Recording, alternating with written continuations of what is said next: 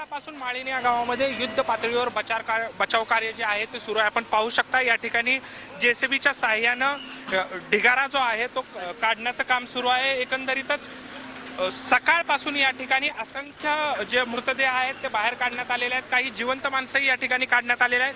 आज संध्याकाळी 7 वाजल्या तरी अजूनही बचाव कार्य सुरू आहे. आपण पाहू शकता पाऊस आहे, मोठा व्यत्यय आहे, परंतु तरीही या ठिकाणी बचाव कार्य सुरू आहे. मोठ्या प्रमाणात या ठिकाणी कर्मचारी जे आहेत ते बचाव कार्यामध्ये गुंतलेले आहेत. नॅशनल डिझास्टर रिस्पॉन्स टीम जी आहे त्याचे जवान या ठिकाणी दाखल झालेले आहेत. पोलीस जे आहेत ते मोठ्या संख्येने या ठिकाणी आलेले आहेत. ही जी शाळा आपल्याला दिसते माळीण गावामधली, या शाळेच्या बाजूची जवळपास 70 ते 75 घरं दरड कोसळून दबल्याचा अंदाज आहे.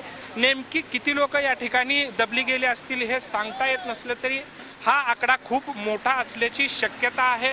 प्रत्येक कुटुंबामध्ये साधारणतः 2 ते 3 लोक जे आहेत ते या ठिकाणी राहत होते असं गावकऱ्याचं सांगणं आहे. मोठ्या प्रमाणात जी हानी आहे ती या ठिकाणी झालेली आहे. अख्खं गाव या ठिकाणी दरडेखाली दबलं गेलेलं आहे. सगळीजण प्रार्थना करतायत की जास्तीत जास्त लोक याच्यातून बचाव जे आहेत ते बाहेर निघावेत.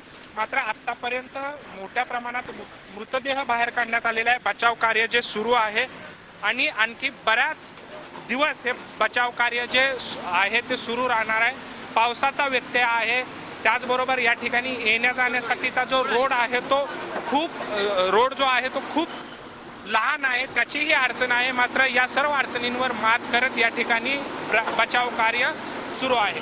व्हिडिओ जर्नलिस्ट नितीन सांडवरसह कैलासपुरी, माळीण, घोडेगाव. झी 24 तास रहा एक पाऊल पुढे.